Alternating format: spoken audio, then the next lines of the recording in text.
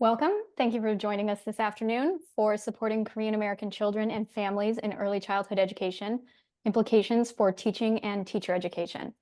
If you're joining us for the first time today, welcome. If you joined us last week for the first part in this series, welcome back.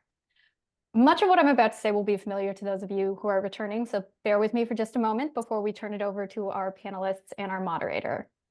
We are here today because of a book whose 4 authors will be in conversation this afternoon, titled Supporting Korean American Children in Early Childhood Education, Perspectives from Mother Educators, published by Teachers College Press in late 2023. This book is a resource, in short, to better support Korean American children in early childhood settings. The authors, who are transnational mother educators, created a really one-of-a-kind book that shares the lived experiences of Korean American children and their families in a narrative that aims to counter stereotypical and prejudicial beliefs about their communities. We're so thrilled to have the authors back with us today, and we thank them for working to produce this webinar series with us during AAPI Heritage Month. Sophia Han is an associate professor in the Department of Curriculum, Instruction, and Learning at the University of South Florida. Jinhee Kim is an associate professor in the Department of Elementary and Early Childhood Education at Kennesaw State University, Georgia. Sohyun Meacham is an associate professor in the Department of Curriculum and Instruction at the University of Northern Iowa. And Su-Jeong Wee is an assistant professor in the Department of Child and Family Studies at Cal State University, Los Angeles. Some brief housekeeping. There is a discount on the book, which I will be putting in the chat panel. Be sure not to miss that. Secondly, we are recording here today, so please watch your email for a link to both presentations, and please share them with anyone who couldn't join us today. Next, there will be a Q&A, so please put your questions in the chat, and we'll do our best to get to those at the end of our hour together. Also, please check us out, Teachers College Press, at tcpress.com. We have many books and resources for teachers, scholars, and educational researchers from early childhood to adult education. So if you find today's program useful, please follow us on social media, sign up for our email list to hear more about future webinars. We'd love to connect and hear about what you're interested in as educators. So please visit us, tcpress.com. And last but certainly not least, I have the great pleasure of introducing our moderator, who will be leading the authors through conversation this afternoon. Please welcome Melissa Sherfinski, who is Associate Professor of Early Childhood and Elementary Education at West Virginia University. Dr. Sherfinski has been an educator for more than 30 years, first engaging with place-based education in the pond and woods of Madison, Wisconsin, as a pre-service teacher, and later as a 4th and 5th grade teacher, kindergarten teacher, and home-based childcare provider. In her work, she has worked to infuse social justice education and a praxis orientation into program structures to support pre-service teachers' understandings of teacher leadership and to disrupt and address exclusion, marginalization, and inequalities. Most importantly, perhaps, she is the author of the book Rooted in Belonging, Critical Place-Based Learning in Early Childhood and Elementary Teacher Education, which you can get from none other than Teachers College Press. Thank you for being here, Melissa Sherfinski.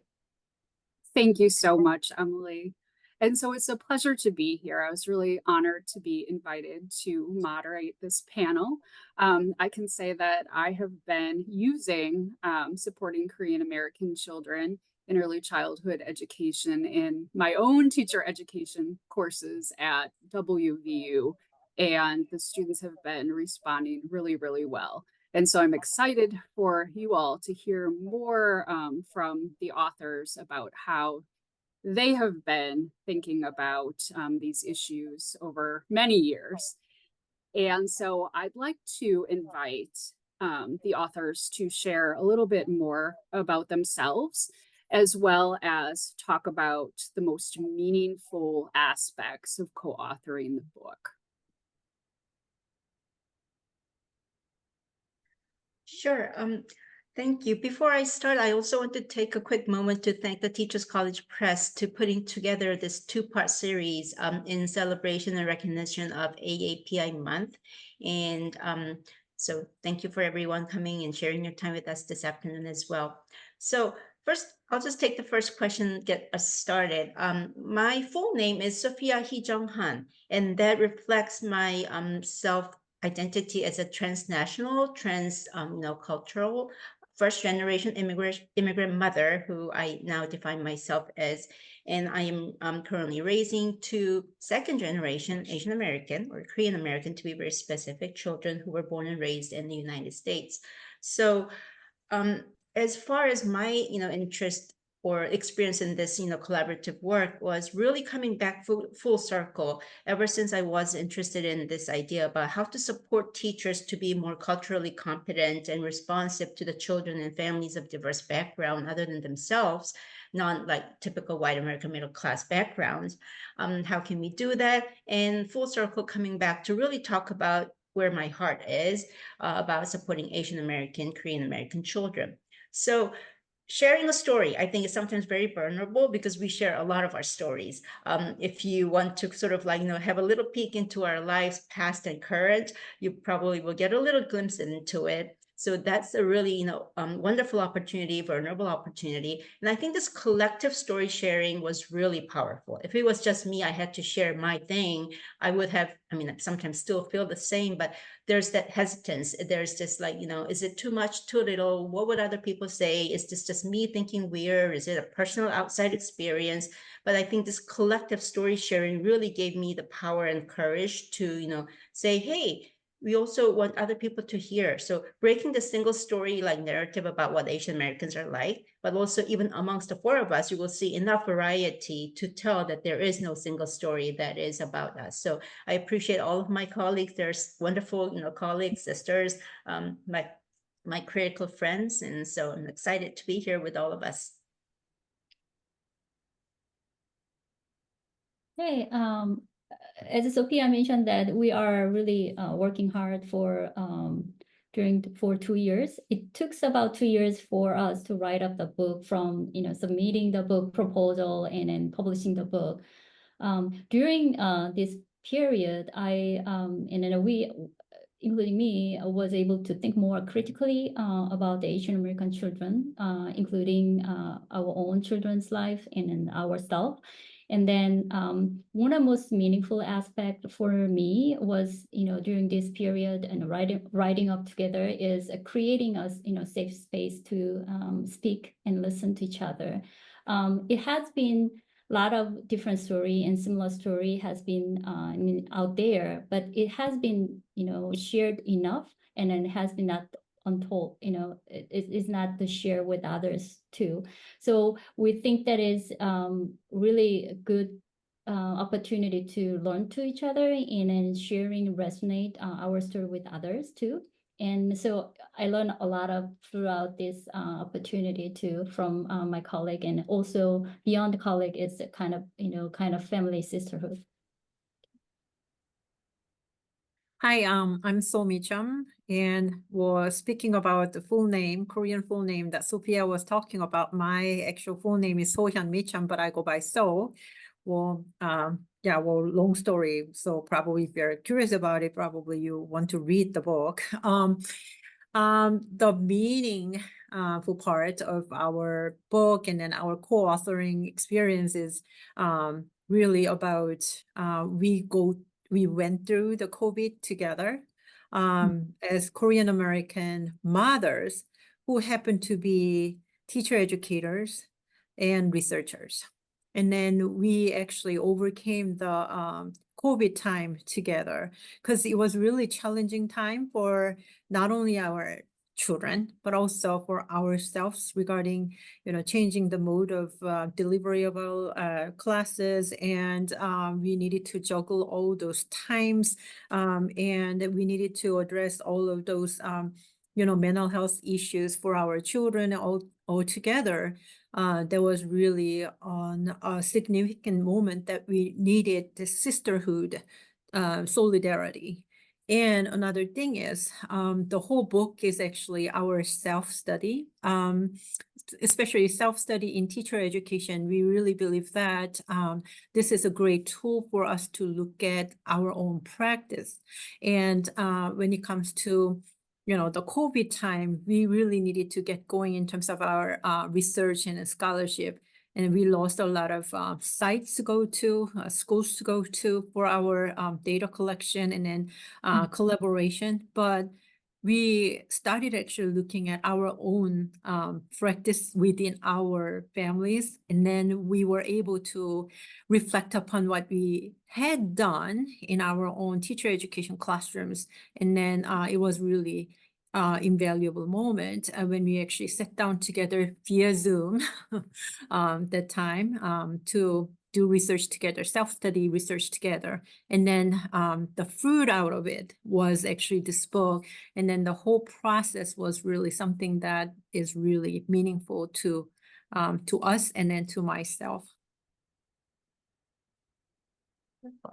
Hello, everyone. My name is Su-Jeong Wee, and it is so hard for me to pinpoint the most meaningful part because there are so many aspects of co-authoring this book that are very special.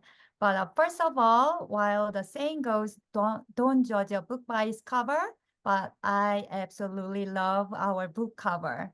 And this book features our 9 Korean American children's stories and voices with their self-portrait on the cover and showing who they are and how they see themselves. So one of my kids has worn a mask ever since the pandemic began until now, and he's the only one who always wearing the mask in the class. And his portrait reflects this part of his identity. And another child is holding magnifying glasses without revealing his face and showing he is in the process of identifying who he is. And another one, my youngest one, is wearing sunglasses and he wanted to just look cool. So yeah, these self-portrait our children drew are not just about their physical features, but about their experiences during the pandemic and their feelings and who they are at the moment. And when my children see the book, and they're so happy to see their drawings and also proud of themselves and knowing the book is about their stories. And secondly, I really thoroughly enjoyed the entire process of writing this book with my Suda sisters. And we had very extensive Suda sessions over the years, and each lasting like 3 to 4 hours, and where we laughed and cried, sometimes got emotional and tried to answer the questions that we raised. And since this is my first book, and it could have been quite challenging because I was not familiar with the book writing process and the format, which differ from journal article writing. However, studying with these sisters tremendously helped me navigate my thinkings and writing and decision making. So ultimately, the most meaningful part of this book for me is having these wonderful scholars, my Suda sisters, in my academic and also my personal life. Okay, thank you so much. And so I wanted to invite all of you to talk a little bit more about early childhood teachers and teacher educators and how they can become more sensitive to diverse families' perspectives, as well as expanding considerations to advocate for Asian and Asian American children and families. I want to start by saying that as our studying process is very fluid, we didn't start a meeting saying, hey, today we're going to talk about this topic and who's in charge of doing what. It's very, non-hierarchical, very fluid, naturalistic, and sometimes we talk from one topic to another. It kind of jumps all over the place. So it was somewhat sort of a retrospective, process, how do we sequence the chapters in the book, right? And so the first chapter we started off was this parenting piece, starting from very early on, what did we do or what did we feel like, knowing that we are going to have a child, from that moment of conceiving a child to, raising them and then going through the early childhood, entering to kindergarten, and then moving them throughout the schooling. So throughout that, reflection and story sharing about this parenting, in each of the, topics, we wanted to also give the teachers something to take away, not just, sharing our story and entertaining them. I mean, which is good, which is helpful, but for them to sort of have some implications. So as far as what to do, how can the teachers in the early childhood classrooms become a little more sensitive and supportive of other Asian Americans or Korean American children, we we thought that the first thing, I mean, many people in this Zoom probably will understand the power of reflection. So people say, like John Dewey, I think it was the saying that, we don't just learn from experiences, but we learn from reflecting on experiences. So we do really have a very strong emphasis on some self-reflection, sort of like prompts and questions. Like, so teachers, like asking, we want the teachers to think about what memories do they have about parenting or parenting a child, maybe as a child or as a parent, and thinking about what they think about good parenting looks like. And I think that is one of the big sort of like things that we want to sort of like, I guess, break the myth kind of a thing. There is no one way or look of what good parenting is. And so going a little more specific, we also wanted them to think about, hey, what comes to your mind when you think about Asian American families or Korean American families? And have you heard something that is positive? Do you agree with them? Have you heard something that is not so positive? Have you heard about it? Or why do you think that is the case? A few like specific examples in the story that we share in the book is about this tiger mom image. Like a lot of Asian parents are often described as like, super strict, like, they don't allow children to do fun stuff, and the children are only like drilled to do so good, and they have to excel at school and so on and so forth. So do you agree with that image? Or why do you think that term even exists? Where is it coming from? Are there any other societal factors and considerations that we need to be mindful of? And say another thing, social emotional learning. I think a lot of the schools nowadays are really emphasizing that we need to support our children's social emotional learning. What does that look like? What are you trying to do in your classroom? Are there any, have you thought about there could be some other possibilities of some of these social emotional lessons that could be interpreted differently, or people who might have a different approach or different preferences? So a lot of those, I guess, self-reflective questions we wanted to offer them. And then going on to the next layer is like some conversation openers. So in some of the other studies and things that we've been working on, some parents, especially if you are coming from this, marginalized background and maybe not speaking the standard English, it is a barrier to even have a conversation with a teacher, and limited time with the teacher-parent conference that you might have. So to optimize the time and resources that we have, some conversation openers for parents to speak with parents when you're meeting up with the parents, just like really having this authentic question to want to listen and learn. What are some values? What kind of like strategies that might be very special to your family? Don't make it sound something is weird or unique or different, but what are some special things that you guys do in your family that you really value? What is it something that you might want us to know? Or some other times, have there been any times that your approaches were misunderstood by other people? Can I learn from that experience? So there are, I guess, those are some ideas that we wanted to share teachers to take away to, sort of like put them into practice to expand their teaching repertoire.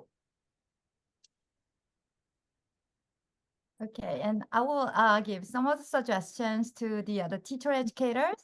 And I like to highlight the importance of guiding pre-service teachers away from dichotomized the approaches that divide Western and the non-Western cultural practices.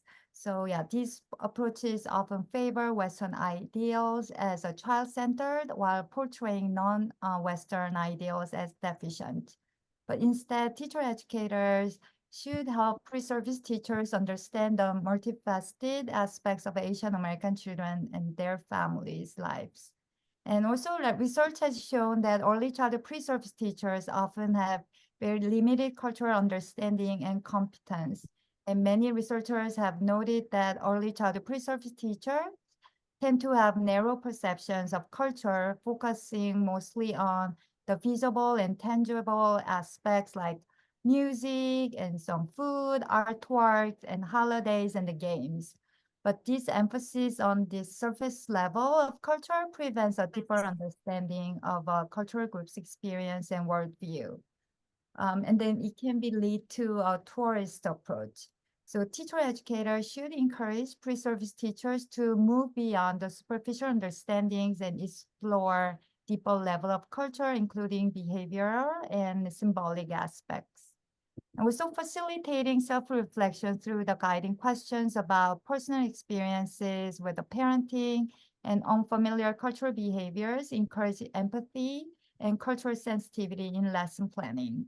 Like, for example, like have pre-service teacher reflect and write about questions such as what memories do you have related to the parenting, either as a child or as a parent to yourself? And have you encountered any unfamiliar statements or behavior from a child or their families? Or what different meanings could those have in different cultural contexts? So this inclusive approach can help create the lessons that are culturally relevant and beneficial to all children. And then furthermore, encouraging pre-service teachers to consider cultural and social political context in children's development, as well as exploring varied parenting practice, creates a climate of cultural receptivity. So this approach celebrates the multiple ways of parenting, not judging or shaming parents from the minoritized groups according to a single standard. So incorporating interviews or the observation of Asian families can deepen pre-service teachers' awareness of diverse perspectives and challenging stereotypes and inform instructional strategies. Okay, thank you so much. You guys have such great strategies. And I don't know if I have told the authors this yet, but I wanted to share something from my own use of the book with my pre-service teachers. So not practicing teachers, but starting with pre-service teachers at WVU. And so I don't know about you all, but oftentimes I find that the pre-service teachers tend to be just a little bit nervous or a lot of bit nervous about working with families in general. And then when families have cultural backgrounds that are different than their own, they can be sometimes even more nervous about that. And so one thing that the students have really appreciated about the book is that the voices of all of you come through so loud and clear as real voices, like real people. Obviously, culturally responsive teaching is very serious work. It's work that's so important. But at the same time, you bring in little bits of humor from yourselves, and then there are refractions of your children's voices, your husband's voices as well, right? Different community members, school people a little bit. So it just kind of wraps itself around, I think, new pre-service teachers as well. And I have found personally that they engage very well, and a lot of lights go on for them as they read the book and we discuss it. So just wanted to compliment you all on that. So, okay, our next question here for you is, why are names and naming practices critical for children? And then following up on that, how can early childhood educators support children through naming practices in classrooms? Name is so important. It's connecting to all our lives. Think about that when you submit your resume and then when you apply for other or certain competition, or you can apply for your mortgage, for example. Everything is connecting to the name, especially for minoritized children's name are really connecting to that, coin with the stereotype and biases. Even get to know the person exactly. So name is not solely for addressing or being addressed by others. In a naming practice are really, associated with children's identity and cultural belief and value, even, whole family members, wishes, belief. So the way of names are really used in classroom is impact how children see themselves and their relationship with peers. So many, the study concerning addressing names and naming practice, including my study and then our study, we see that children are really develop sense of their self based on their trans naming practices, and which are, one is English name and a Korean name based on they really strategically choose their name based on that certain context, and they not randomly, throughout their name based on the certain people. So, but it's interestingly, we found that the way of adults name children had a significant impact on children's peers naming practice, and then which is linked to their peer relationship. So if one example, even frequency of the naming practice in the classroom matter. Children who are infrequently named, addressed by teachers are appearing to be less or rarely involved in their peer group in a classroom. So we really wanted to highlight that name is not just simply, calling others, being, call others. So we wanted to call out that teachers' attention that teacher need to support children's, naming practice a little bit about more practically and support through. We found that, we wrote about that naming project with family member at the beginning of the semester. So like for all about me unit, you maybe, teacher can increase, what is origin, what is meaningful, specific meaning of each member's meaning, how is names are come. There is a project can be shared with later in the classroom. So that will be meaningful for all children. So this is not just limited to the children from the diverse background, but it's a really meaningful, beneficial for all children. And Sophia mentioned that more specific teacher education strategy. Sure.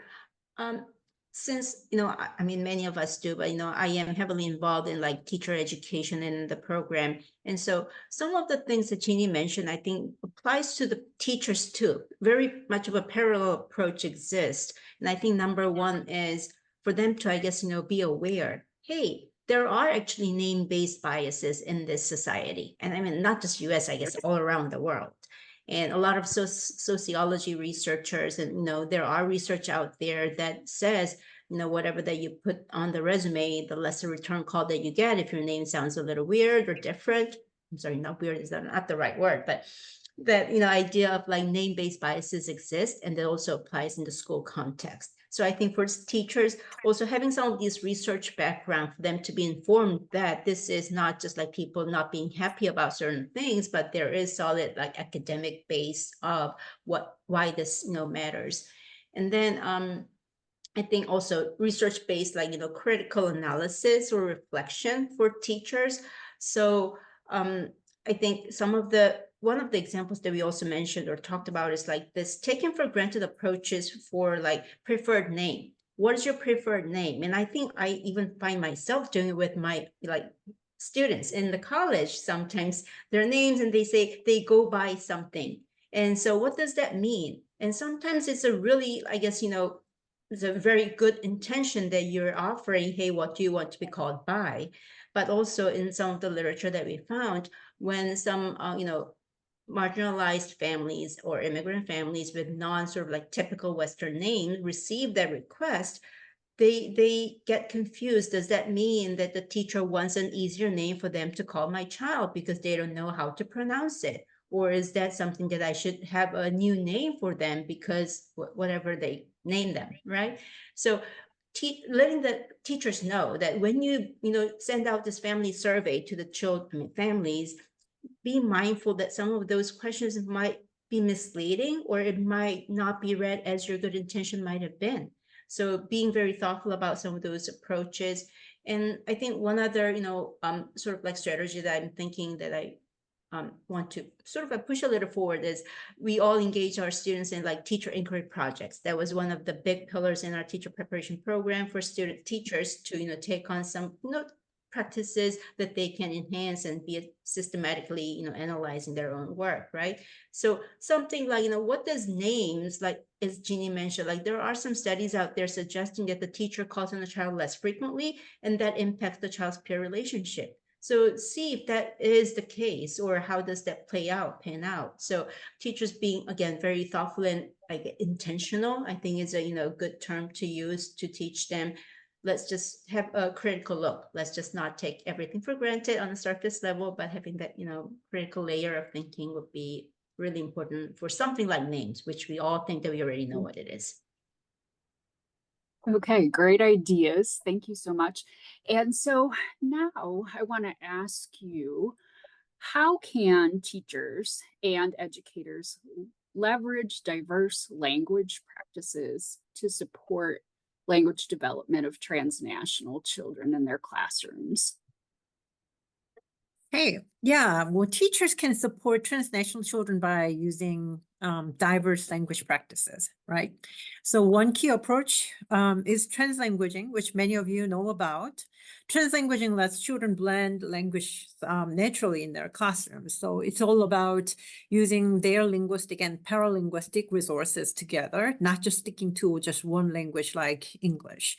Research like Professor Song Kwang-ok's study of bilingual Korean families shows that translanguaging helps families communicate and learn.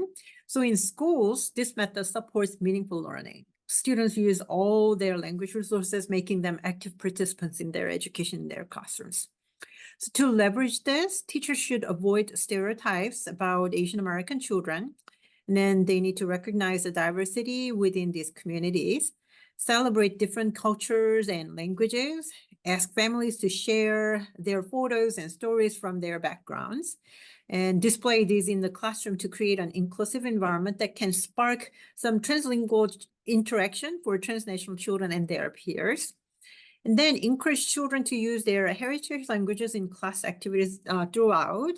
You can display their multilingual work that can foster pride and inclusion, and also add picture books and materials in various languages to the classroom library. We'll talk more about picture books the next thing, but yeah, and wordless picture books also are very great, very good. And well, because they don't have words in there, they can promote storytelling and language exploration. You can consider Susie Lee's Wave, Shadow, Lines, and Mirror. As they are wordless, translingual children can generate translingual stories more easily than English monolingual books. And it can be great to do an author-illustrator study on Susie Lee. And engage students in creative activities that allow for a multimodal and a multilingual expression. Document and display their work again. So this can help with communication and cultural exchange. And then these practices help students celebrate their identities and then enrich their learning experiences in a classroom. Translanguaging, translanguaging sees language as more flexible and adaptable, and it helps students make meaning together. So by bringing their multilingual strategies into the classroom and curriculum, teachers can support language development more effectively. Leveraging diverse language practices, create a supportive learning environment, and then it can foster inclusivity, and then it can celebrate linguistic and cultural diversity. So these strategies benefit transnational children and even their peers too, and you can enrich the classroom for all students, for all children. And then I would like to add more about that, how teacher education programs support, translanguaging practice and relevant strategy for teachers and a teacher candidate.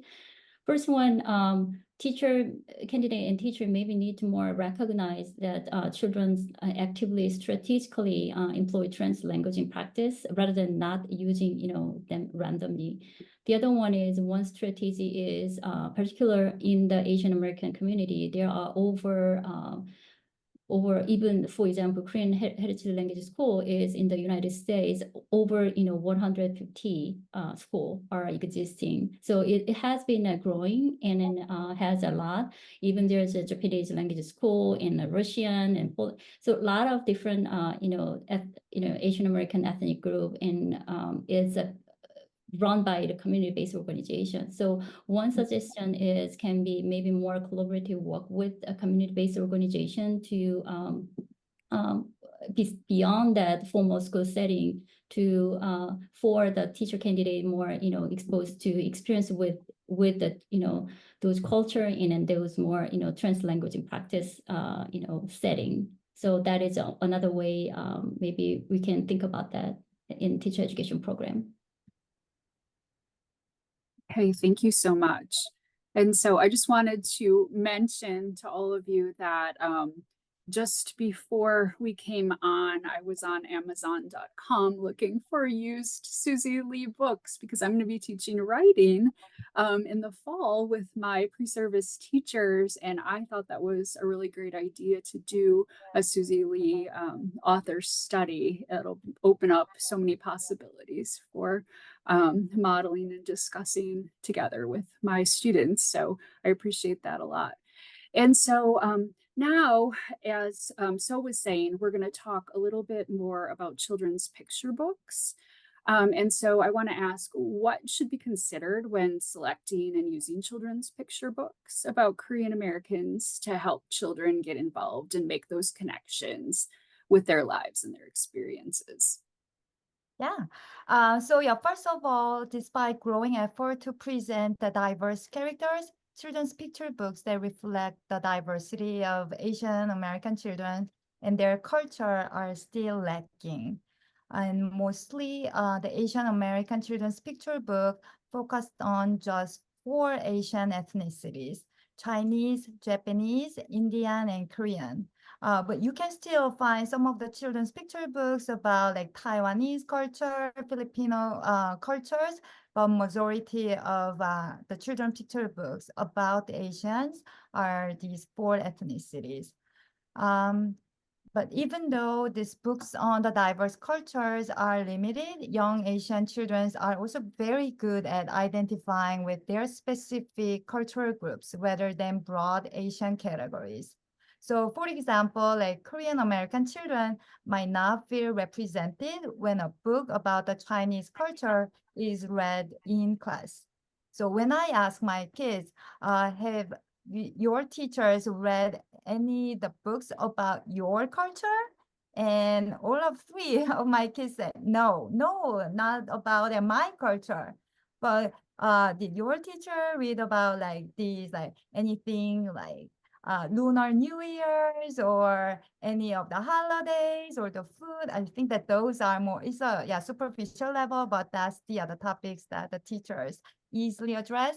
But they answer no. The teacher read a book about some of the Chinese characters, but not about the Korean.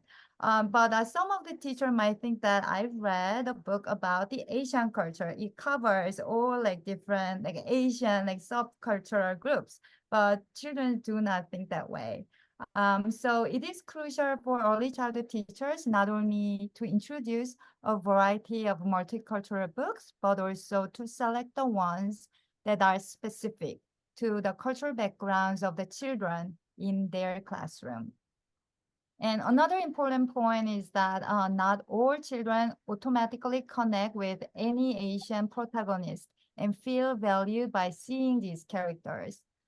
So while children may initially show interest in protagonists of the same racial or ethnic backgrounds, they often feel deeper connections based on the shared experiences rather than solely on race or the ethnicity.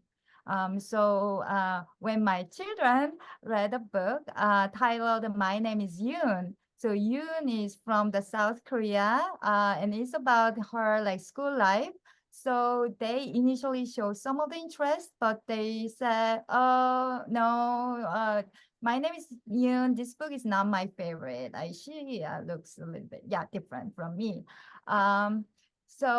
Just as there are different between the Asian groups, there are also differences within specific groups like Koreans or Chinese.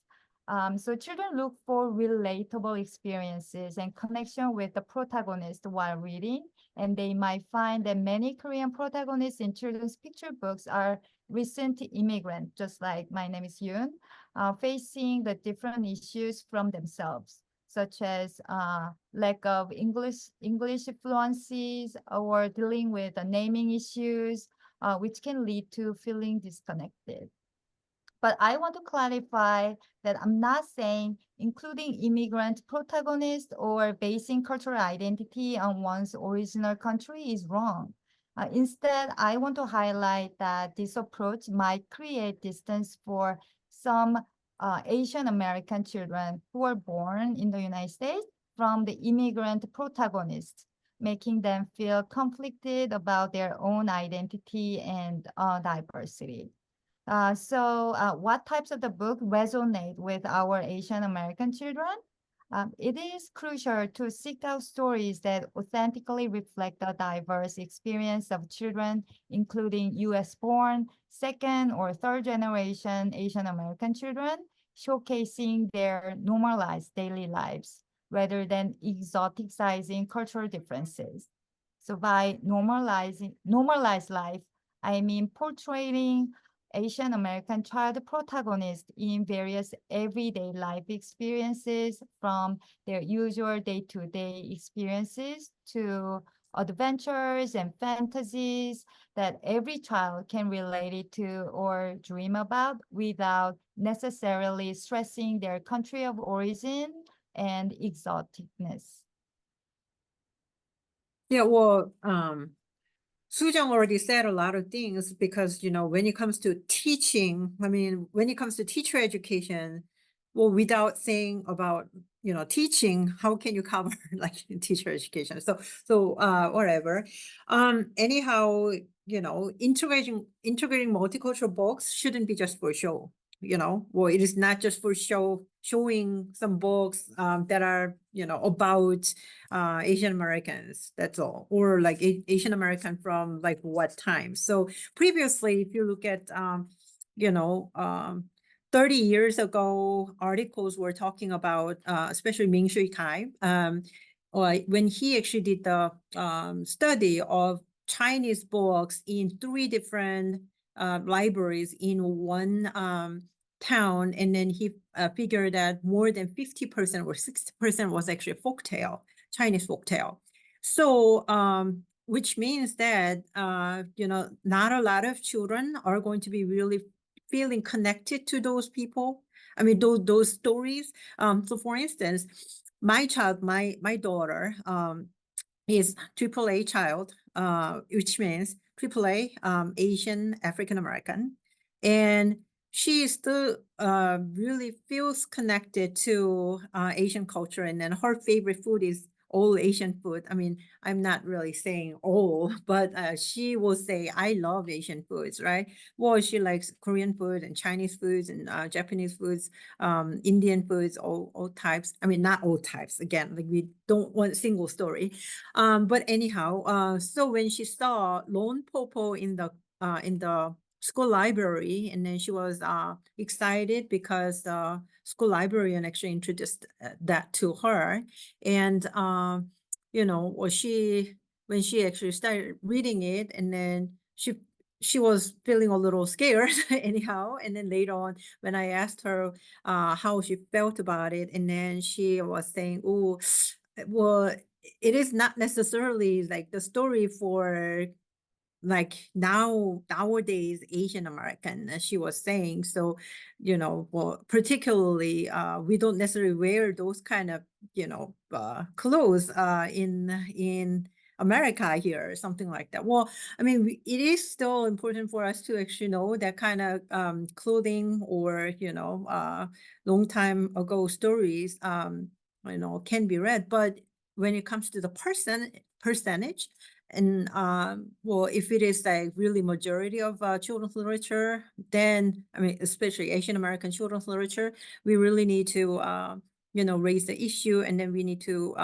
you know, solve the problem to increase more of you know, well, fiction, I mean, fiction book for now, you know, realistic fiction, rather than only historical fiction or you know, folktale type of thing. And then some information books too, but if information books is like the majority, also that can be problematic too, because, you know, getting more information about those cultures will be helpful for them to be more familiar to, you know, those things. But again, you know, well, when it comes to the mirror books, that can actually help them to see themselves, we need more of those in there. So you know, all those things. And then another thing, because Su-Jeong mentioned a lot of other things, in terms of the representation issue, we need a lot more Asian American realistic fiction picture books that represent children with disabilities. And then when it comes to the characters, Asian American children with disabilities, almost none possible to see in the books. I mean, there are some picture books with Asian American, like more older people with disabilities, but children with disabilities, we really lack the number. So especially for teacher educators or researchers in teacher education, probably or we would like to encourage you to look into a lot of different stacks of picture books that represent Asian American children. When it comes to intersectionality, you will probably need to see a lot more diversity in the children's literature. And then the research about that is going to be really helpful for us to actually increase certain types of stories so that we can actually avoid single storytelling among all those Asian American children. Okay, thank you so much. And so we've got about 15 minutes left in our webinar today. And so this is the time where we want to invite folks to share questions, ask questions that they might have of the panelists. And so if you want to go ahead, if you have questions, go ahead and type those in the chat. I see some coming in right now, and so I can start with these. Okay, here's a great question for whoever on the panel would like to answer this one. What considerations are there for families with adopted children and the needs of adopted children?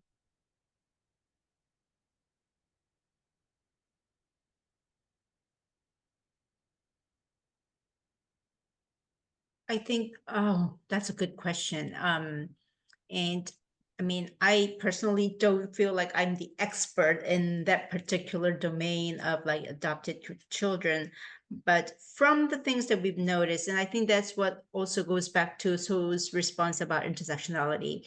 I think there is, I guess, very few books that talks about like modern contemporary Asian American children's experiences. And in that regards, there are not that many books that talk about like adopted children. And actually this is a little side sort of like parallel discussion. When you see some of those books, they still contain a lot of stereotypes. A lot of stereotypes about children's books in general, about adoptive families. You will see this, white middle class, American families with mom and a dad adopting a child of color, whether it be from China or Russia, but those, so to speak, sort of underdeveloped countries. And that portrays a lot of these, savior image that we're going to come and help out this, poor kids. And that is, again, I think, not the message that we want to be shared as a, the story. So speaking of that, there's definitely room, I think a lot more room to be, I guess, a lot more improvement to be made in that regards. And I think going back to still, if you, as a teacher, if you have a family who are adopting children from Korea or Asian countries, I still feel like some of those earlier questions that we sort of like thought about as a conversation opener might be helpful. And even asking the parents themselves, what challenges do you face? What are some, resources do you actually would like to have? Are there any things that maybe the teachers can connect them with some of these community organizations or not? Or just like sort of like listening to them. I think that would be a really important thing in some ways, not approaching the conversation thinking this is what I know or this is what I think you are going through, but actually listening to them. I mean, welcome other thoughts or comments from my other colleagues too. Anyone else want to jump in? Okay, we have more questions, so I might move on to the next one so we have time for more, if that's okay. And so in your experience, What are the most effective strategies for helping in-service teachers integrate the insights from your book into their daily practice? So very practical question here. Should I read it again? What are the most effective strategies for helping in-service teachers integrate the insights from the book into their daily practice? In my view, it should be a lot more dialogic and then personal storytelling so that they can actually have chance to actually connect their own view about their life and their culture. And then, it is really important for us to have a really safe environment for them to share their own story and their own question so that well, they can actually go really deeper in their own prejudices or some of those false concepts about other cultures and things like that.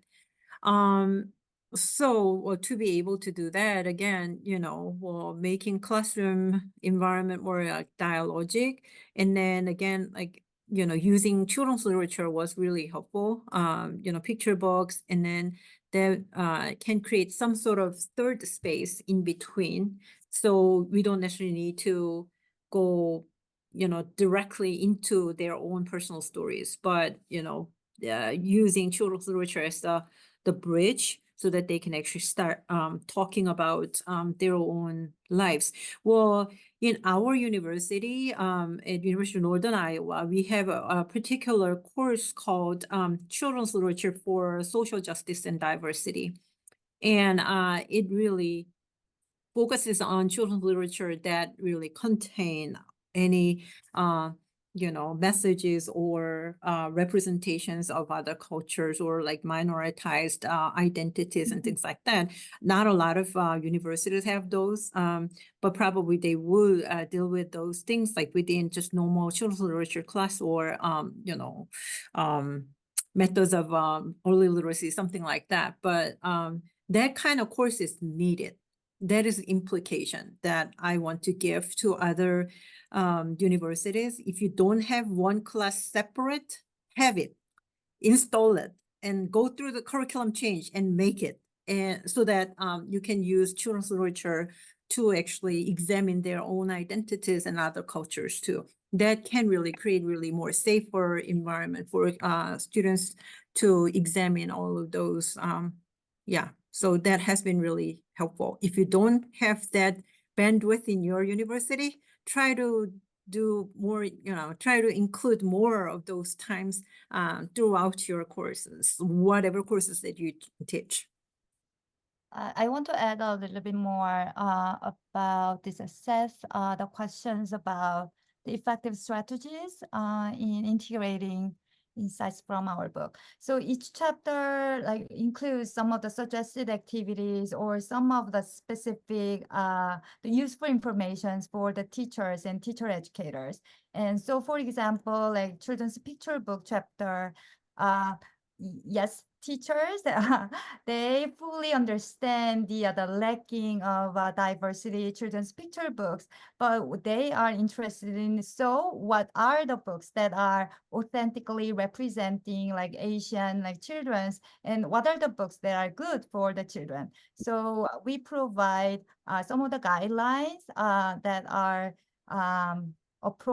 culturally authentic and developmentally appropriate book list, although those are not the complete list, but we provide some of the guidelines that teachers can refer to when they select the children's picture books. And also, we also provide examples of the lesson plan. So by using some of the specific books about the Nona is the Filipino American children's picture books when the Nona visits, and how can the teachers use this book and implement some of the related activities based on those that book. some of the warm-up activity, like the main activity, the close-up. So it really provides a very specific teaching ideas to the teachers. That's great. Relatedly, someone is asking if there is a list of books that educators can use to select books from, books specifically that feature bilingual Korean children. It's not necessarily bilingual children's picture books, but some books are the bilingual. It's present both the English and native other language. And I emphasize that not only the children's, it's about the immigrants who just came to the United States and trying to adjust to this new environments, but also like second generation, third generation who were born here, and they not necessarily having like English the issues or naming issues, but they have their own like a unique the issues related to the identities and some of the friend relations. So we also included some of the book list about the more normalized life related children's picture books. Yeah. And so there's a question about how can educators effectively access and apply the concepts of community cultural wealth and funds of knowledge to better understand and support unique experiences of Asian American children and their families? Would anyone like to speak to that at all? I would like to say, it's the same way as many research already mentioned about that, inviting community members and then including parents and then community organization people. There's a lot of different way of type of, involved in the parent engagement. And then so other, Asian American, members maybe is shy to jump into the physically in that classroom and then supporting sharing their knowledge, rather than that other maybe other alternative way that can they share their resources and or other ways can be more created, then they may be more more other people's Asian American community members can jump into. And also these days, compared to other days, these days has a lot of resource community member, like such as church-based organization and then heritage language school organization curriculum. There are lots of resource material, so maybe invite them and the kind of more collaborate with them can be another way. Can be maybe more other people more jump into that answer, but it's I think that is a I just immediately think that more try to help new way to work together with the community organization. Okay, great. Thank you so much. There are a series of questions about translanguaging. Emily, are you there? Do you think we have enough time to broach those, or?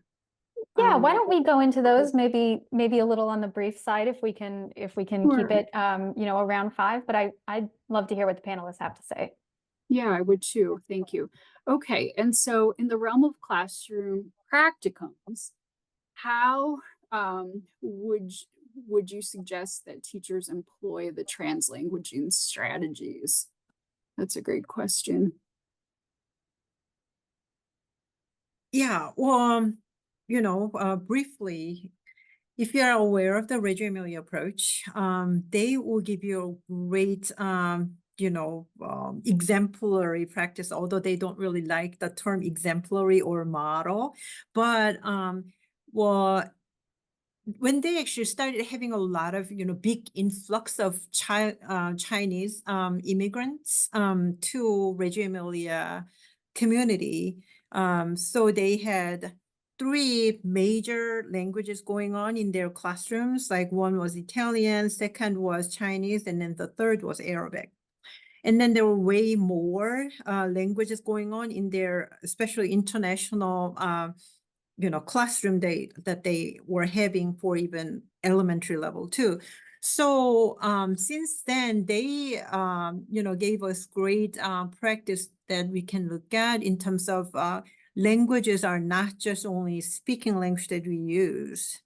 It includes a lot more, languages. They talk about 100 languages of children. And then it's not just verbal, it can be, movement or visual language or, musical language, kinesthetic language, like all of those are actually, represented well in terms of 100 languages. And so basically, if we speak about English and Spanish, they are just two languages, especially for early childhood classrooms. And then if you really appreciate a lot of different things that our children generate, we can document all of those. So for instance, if you want to look at their movement and then just take pictures and then display them on the wall as documentation. You don't necessarily need to put, a whole lot of, language, adult language, sentences, or children's language. You could, but you can invite children to actually speak about those or react to that. And then all of those reaction or responses to those documentation panels can become another set of language that they create. So the new book that came out last year, almost at the end of last year, it was titled Affirming the Rights of Emergent Bilingual and Multilingual Children and Families, edited by Brenda Five, Inlam Lee Johnson, Juana Reyes, and Gigi Yu. So this book can be a great resource that you can look into if you're more interested in, knowing about translanguaging, especially in younger children's classrooms. So a lot more multimodal aspect than just two languages coming across, so way more. And then our book was trying to kind of address that too, so that, you can actually look at portion. But yeah, our book is like more general umbrella, but for newer book that I just mentioned, it will give you some more ideas about how that can happen, or affirming their backgrounds, linguistic, cultural backgrounds, and then in general, 100 languages of children that they can bring to the table. Okay. I'm allowed. I just say quickly, just less than 1 minute. So I think that also like accepting, like welcoming environments is very important. But yeah, still in early childhood, they do not say only English policy or the practice, but what teacher provides, some of the tasks in the classroom is really force the children to use only English or write only in English. Because there are certain topics that children address in speaking and in writing. But at home environments, when whatever they can do, they are really doing some of the translanguaging, like writing English, Korean all together and speaking very like freely and comfortably. So in the classroom, teacher doesn't need to understand or comprehend all different languages. It's impossible. But yeah, let children enjoy, explore like different languages and translanguaging practices. Yeah. And there are some really wonderful artifacts in the book that show this. I'm thinking right now of like Jimmy's map of the world, right? So yeah, check out the book definitely. And there are so many great ideas there. So I want to thank all of the authors today for their wonderful research-based, rich sharing about the book. And I want to thank the audience as well for attending today. I trust that you got lots of important and new information to use in your teacher education practice and your teaching out in the schools. And so thank you everyone for coming. Emily, did you want to jump in and close us out here? Yes, thank you. I'll reiterate what Dr. Sherfinski said. Thank you so much, everyone, for being here. I know we didn't get to everyone's questions, so I'm sorry about that. But I put a list of resources in the chat, our newsletter, the book on our website, which is on sale. If you visit our website and sign up for our email list, we've discussed with the authors addressing some of these questions in a follow-up blog. So if you visit our website, you may find an answer to your question if we didn't get to it today, so please do that. Thank you to the authors for their insights. Thank you, Dr. Sherfinski, for moderating and sharing your experiences with your pre-service teachers.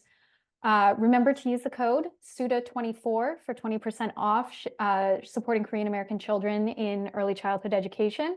Remember to check out Dr. Sherfinski's book as well, Rooted in Belonging.